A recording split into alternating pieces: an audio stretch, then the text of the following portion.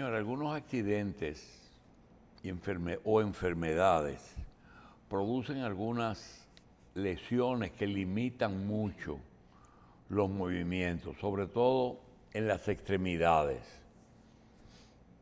brazos, antebrazos, manos, piernas, muslos, pie, tobillos, rodillas, sobre todo articulaciones.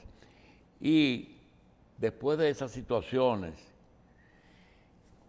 es necesario hacerse algún tipo de terapia, fisioterapia, terapia física. Es una especialidad de la medicina y quienes refieren generalmente son los neurólogos en el caso de que sean accidentes cerebrovasculares, que son muchos, y si se sobrevive, la terapia física es importantísima y prácticamente de por vida. También los ortopedistas hacen el día a día.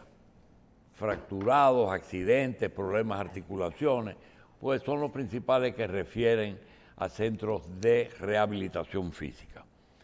Queremos anunciar que en el Centro de Atención Primaria Siglo XXI de Las Palmas, esquina Isabel Aguiar, se ha inaugurado el Centro de Rehabilitación Física, que está abierto de 7 de la mañana a 7 de la noche y los sábados de 7 de la mañana a 1. A los ortopedistas, a los neurólogos y al público en general, que recuerde que es muchas las ventajas que se tiene cuando las extremidades se rehabilitan. Yo voy a pasar por allá, porque yo quiero ver una indicación médica. ¿Cómo prescribe la terapia un especialista? Porque no solamente se prescriben medicinas, sino también tratamientos. Tiene 3 formas. Primero, una indicación. Muchas veces, la mayoría de las veces, porque el profesional de la terapia física es un profesional que se toma 4 años en la universidad. Entonces, a veces se le manda la radiografía y la mayoría de las veces, acompañado de la prescripción, hay una conversación entre el médico y el fisioterapeuta, y el fisiatra, para ampliar la... Uno de los problemas que hay es que yo veo que le dan solamente a veces 10 días de terapia. Eso tiene que ver con los seguros. Los seguros, claro. Porque el seguro no te puede indicar indefinidamente una terapia indefinida, que el promedio anda dependiendo de la compañía de seguro, entre los 1.000 y los 1.500 pesos.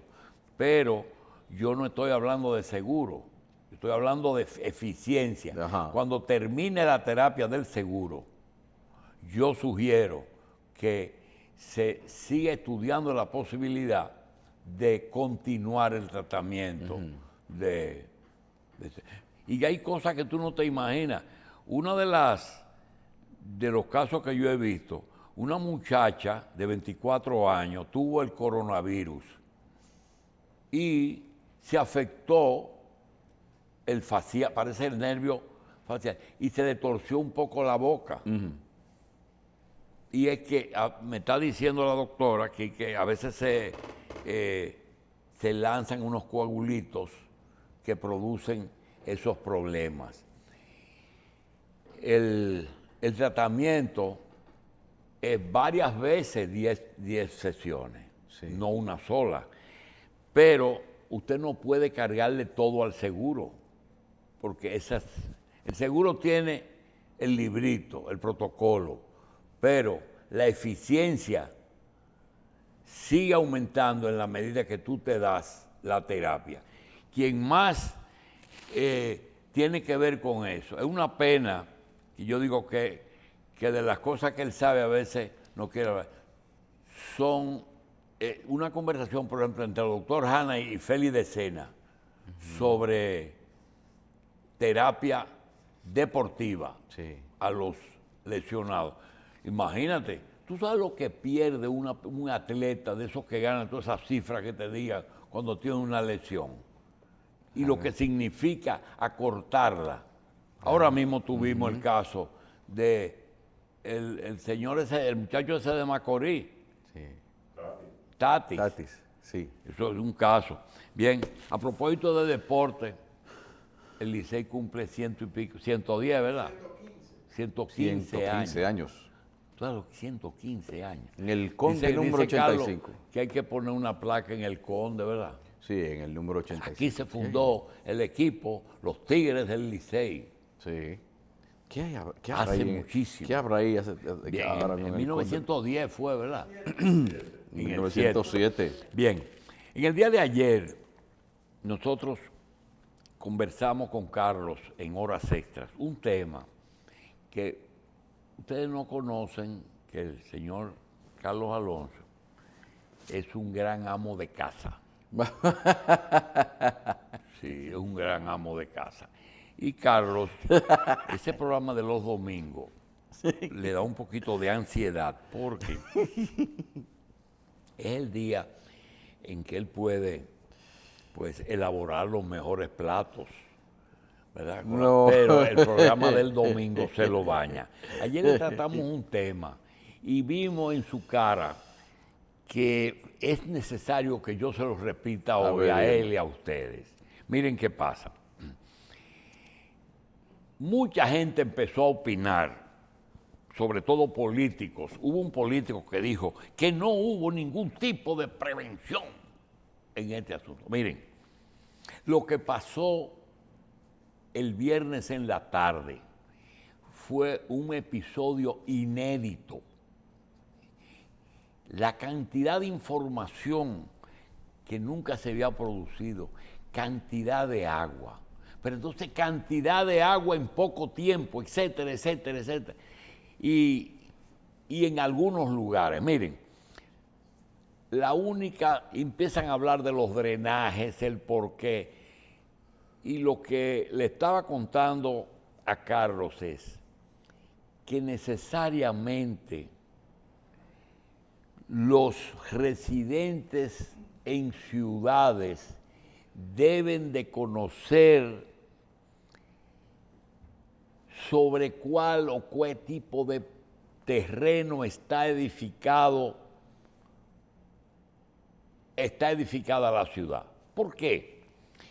Porque así usted puede prever algo. Yo le hablaba a Carlos de las cuevas y posiblemente Carlos estaba mirándome. Dice, y este viejo me viene a hablar ahora de cuevas, si estamos hablando de agua.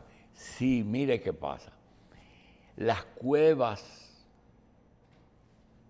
y los ríos son importantes en la capital dominicana. ¿Por qué? Porque aquí hay tres condiciones que los que viven aquí tienen que saber. Lo primero es que es una ciudad que está en una isla. Lo segundo es que la capital está al sur de esa isla. Lo tercero es que la ciudad tiene 3 farallones, 3 niveles de altura. Y que los 3 niveles tienen un tipo de tierra diferente. Si usted va, por ejemplo, a los terrenos de la universidad y escarba, como dicen por ahí, un poquito, ustedes saben lo que van a encontrar: tierra roja. Arcillosa. Pero entonces, el primer farallón está justamente entre la universidad y la avenida Bolívar. El segundo farallón está entre la avenida Bolívar, la Pedro Enrique Ureña y la México. Y entonces usted tiene ahí 3 niveles. La parte más alta de la ciudad es la 27 de febrero. Sí. Y el terreno generalmente la mayoría del terreno no es tierra, es roca caliza, Sí. que da la impresión de que fue mar algún tiempo, porque tú ves que en algunos sitios se ve, se percibe. Se ve porosa, sí. Se ve porosa. Bien. Ahora, ¿qué hay ahí? La ciudad está rodeada por 3 ríos. Tiene el Jaina, tiene el Ozama y tiene el Isabela en un rectángulo. Aunque el Isabela desemboca luego en el Ozama, desde que nace hasta que se desemboca en el... Entonces usted tiene que saber que una ciudad que esté entre 3 ríos tenía en principio una cantidad de arroyos, riachuelos y... Cañadas. Cañadas. Hoy son cañadas y ayer eran ríos. Usted oye a la gente donde se iba a bañar. ¿Dónde tú estabas? En Arroyo Hondo, en Arroyo Salao, en el Cachón de la Rubia. Eso eran lugares que eran ríos, que quedan reductos. Pero cuando yo estaba chiquito, por la Obando aparecían cangrejitos. Bueno, el tema es inclusive que hay que ver sobre qué terreno está. Entonces, cuando usted ve que en Ciudad Nueva y Ciudad Colonial no hubo inundación, ¿pero qué pasó si ese es el sitio más bajito? Lo que pasó fue que ahí hay unos drenajes debajo de la acera que cabe un hombre caminando y las limpian los hombres. Pero eso solamente es intramuros y un poco en Gascue. Sí. Pero también hay una cosa que mucha gente no se explica. ¿Y por qué frente a la feria, desde el Banco Agrícola hasta la feria ganadera, se inunda la George Washington? Teniendo el mar al lado. Porque a nadie se le ha ocurrido romper en diferentes lugares la acera, el contén y hacer un drenaje. Y entonces se acumula el agua. Pero a nadie se le ha ocurrido. A nadie, a ningún alcalde se le ha ocurrido eso. Hacen muchas cosas. Lo hace el gobierno, pero a nadie se le ocurre drenarla. ¿Por qué se inunda la George Washington? Es por eso.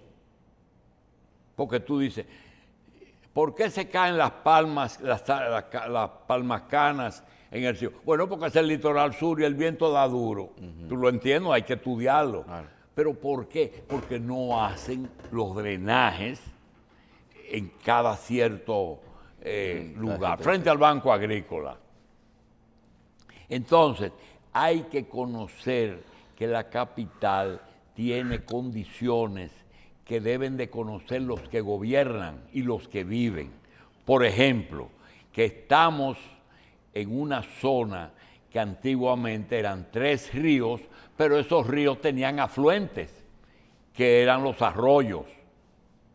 Y esa situación que usted está viviendo, ¿por qué Arroyo Hondo fue el que más sufrió? Que un arroyo ahí hondo. Flotaron 2 furgones que parecían 2 barquitos de papel. Entonces, esa situación tiene que... Pero hay otra que era lo que Carlos no entendía. Le digo, Carlos, entre Jaina y Güey, en todo el litoral sur, en la parte está lleno de cuevas. Litoral sur. Y Carlos se mira, ¿y a qué viene?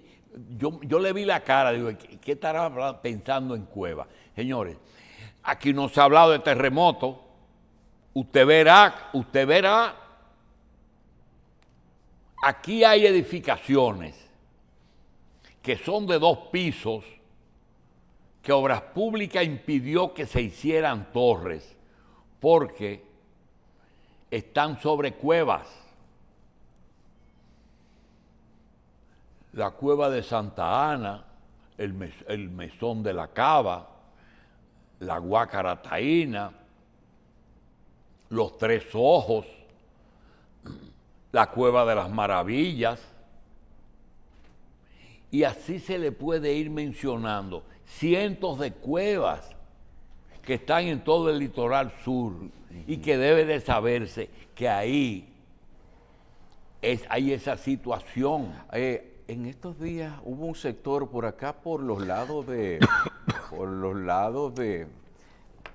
Los Prados, que se hundió una calle, o sea, un socavón, una cosa así, que era parece ser que era uno de esos sitios donde todo el terreno tenía algún tipo de imperfección, vamos a decir, como de vacío en la parte de abajo que nadie se había dado cuenta y se hundió la calle. Mira, de eso se va a hablar mucho, pero lo que quisiera reiterar es que usted tiene que saber dónde vive y sobre qué terreno tiene. Nosotros tenemos experiencia de haber leído que en algunas ciudades de América Central no aprenden. Hay ciudades como Nicaragua y en El Salvador que terremotos y volcanes han destruido y vuelven y la hacen en el mismo sitio. No la mueven. Entonces, lo que queremos decir es, esas cuevas y esos arroyos y esos ríos, Michelle y yo vivimos una experiencia interesantísima. Ahí se publica un señor que estaba en Ágora Mall, tenía a la niña, no sé si su hija, sí, y cogió un motor y se fue para Arroyo Hondo, se perdió. Las autoridades están buscando el motorista a ver dónde lo dejó. Y yo le voy a contar un pedazo. A una persona que tenía una situación similar, en que su mujer estaba sola en la casa, luego tuvo la suerte de que llegó un hijo y pudo esperar que bajara un poquito. Trató de hacer lo que hizo ese señor. Se puso ropa para, si fuera necesario, cruzar el Arroyo Hondo por el puente. El carro no podía pasar, pero él pensó que él podía pasar. Y cuando fue, no pudo llegar ni siquiera a donde está la estación de policía de Arroyo Hondo. No pudo llegar y tuvo que devolverse de la parte alta. ¿Qué pasó a ese señor? Posiblemente ese señor dejó el motor y fue a acompañar a la niña y posiblemente se perdió. Posiblemente se perdió o se ahogó. Es que lo que la gente recuerda de lo que dice el doctor es interesante. Mira, el caso de esa persona desaparecida de Jochi, que por cierto vive a 5 casas nuestras. No es que estamos hablando de que nosotros vivimos en el número 8 y él vive en el número 18. Y te puedo decir que eso que está comentando el doctor, cuando tú llegabas a la zona que ya estaba inundada, todo el mundo decía, bueno, por ejemplo, mi caso, yo tuve la oportunidad de devolverme de ahí a las 8 de la noche, 7 de la noche, cuando en el mismo momento en el que el primer vehículo lo mandan a devolver cuando se rebosa la cañada Arroyo Hondo. Nosotros fuimos de los primeros 10 vehículos que devolvieron, que no dejaron cruzar. Perfectamente nos fuimos a un sitio alto por el Supermercado Nacional. Cuando nosotros quisimos bajar a las 10:30, 11 de la noche, tratando de cruzar a pie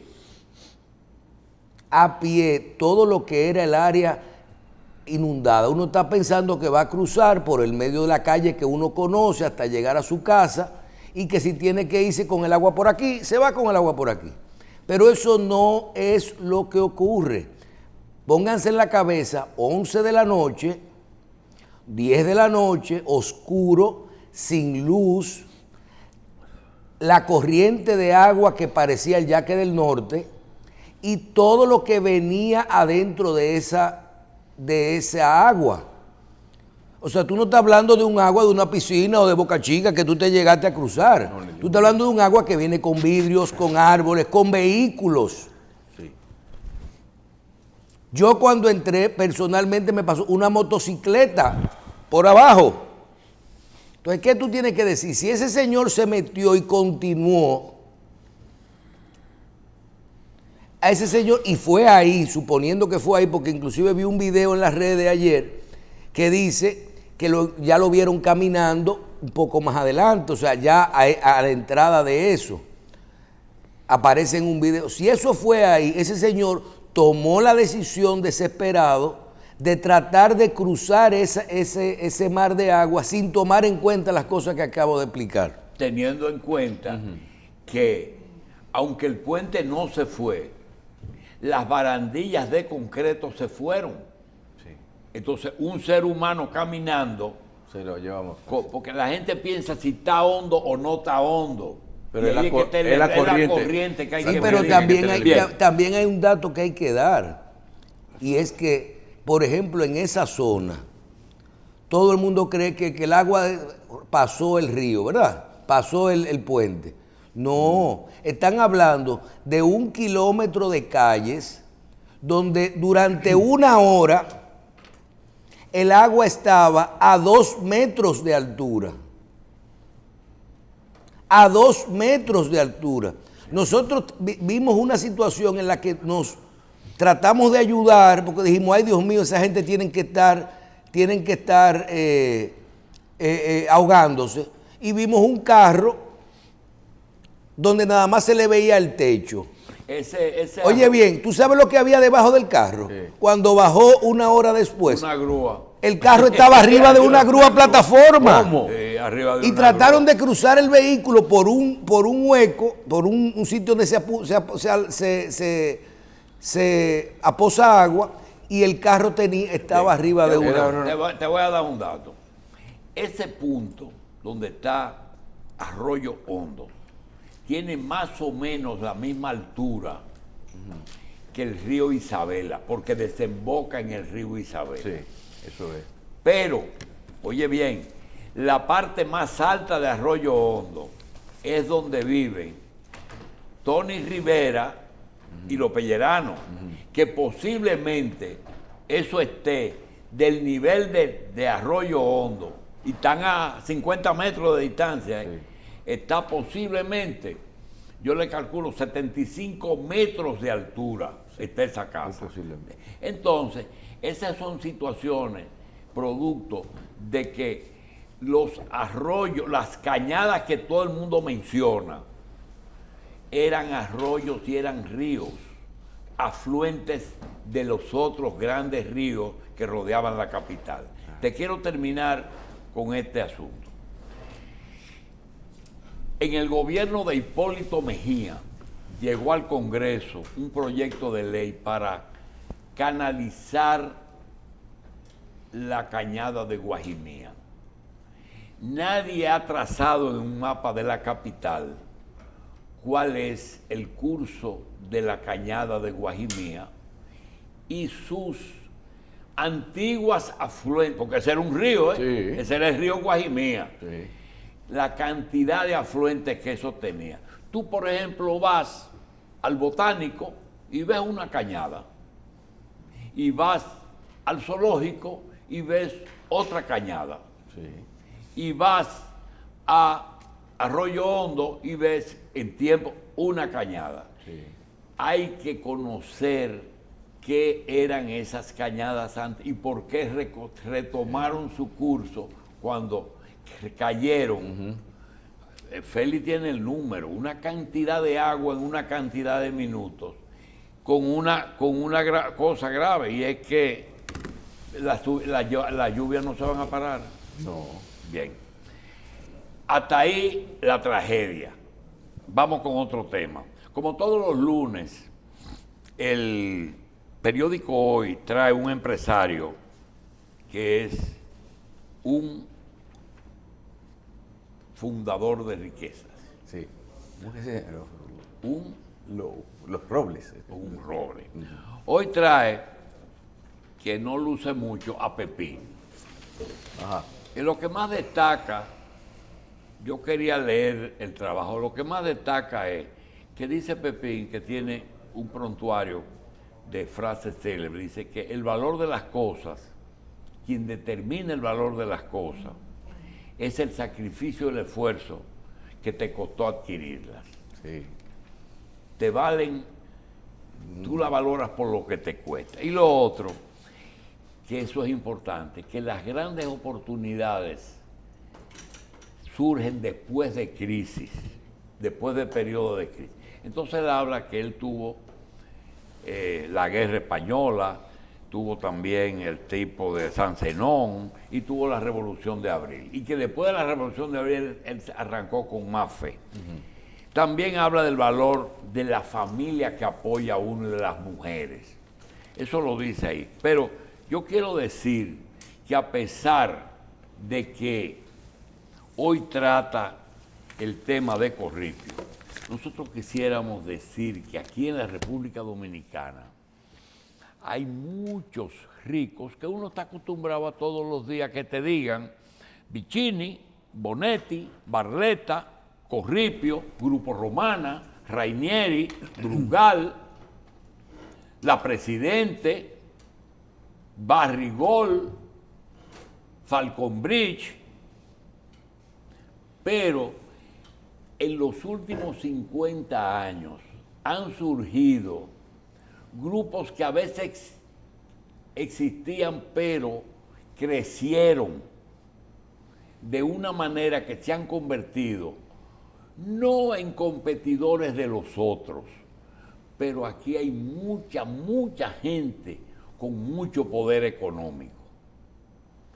Si usted se pone a revisar, los grupos estos siguen liderando, pero miren, aquí están los 2, 3 grandes supermercados, la gente que vende comida, el Nacional y la Sirena. Claro.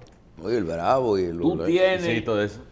Tú tienes el grupo de Santiago, que ya no es el grupo de Espaillá y de Bermúdez, es el grupo de Estrella y de Felito García y de Capellán.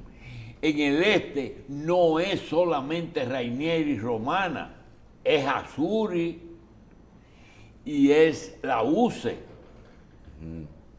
Tú tienes Amable Poderoso en Higüey. Sí. El caso en la construcción, Bisonó, surge después de Balaguer. González Bunter, Generador, el grupo de los gasolineros, Martí, Propagás. Arturo y Sención. Sí. Los concesionarios de vehículos, el líder Sí. no es solamente Barletta, está el grupo Viamar. La El Delta, grupo la Delta. del grupo de los productores o comercializadores. 3, Café Induán, Cacao, los Risec, pero ya los Risec, el cacao es una cosita, ahora es el grupo financiero. Y café, cacao y exportación. El tabaco es de tabacalera, pero está el caso del gran exportador de aguacates, de mangos y de piña, Sí. que es Castillo. Los exportadores de fruta. Castillo es no solamente a nivel local, después de México, es el exportador individual más grande del mundo. Entonces, esos grupos, yo creo que también hay que incluir a los importadores y a los distribuidores o detallistas. Tú tienes, por ejemplo, el caso de Radio Centro y el caso de Mejía y Alcalá, de Bayardo Mejía. Mire, Esos grupos hay que tomarlos en cuenta. Ya muchos de ellos superan los tradicionales, superan los tradicionales. Mire, déjeme hacerle una pregunta, porque hoy amanecí como por hacerle preguntas de cómo eran las cosas en su tiempo. Déjame ver. Por ejemplo, lo que se comía en su casa, ¿dónde se compraba? No era, y se iba a un mercado o se iba a un supermercado. A un mercado, no había supermercado. Entonces, A los la mercados. dinámica económica dicta el surgimiento de nuevos negocios, como por ejemplo los supermercados que tienen más variedad junto en un mismo sitio. Mira, al igual que la construcción. Me dice el doctor Carlos Juan Musa que nosotros sufrimos de pensar que todo el país es la capital. Ajá. Y yo digo, es así. ¿Cómo eran los pueblos? Porque la capital es una, pero los pueblos del país entero. Sí. ¿Dónde compraban? En el mercado. En el mercado. Todo el mundo mandaba al mercado. Pero en esos pueblos donde antes todo el mundo compraba en el mercado, Igual ya una que te cadena voy a se ha decir instalado, una cosa, una donde sucursal. no había acueducto anterior a los años 50. Se buscaba en el río. Se buscaba en una lata de agua en el río Sí. y se recogía en aljibes y en pozos, en algunas casas de cosas.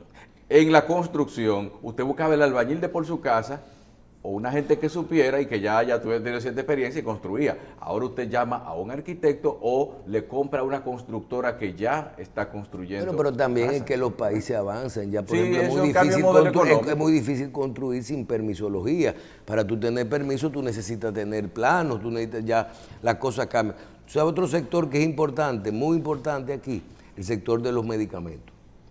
El sector de laboratorios y de importación de medicamentos. Vamos a una pausa y regresamos inmediatamente.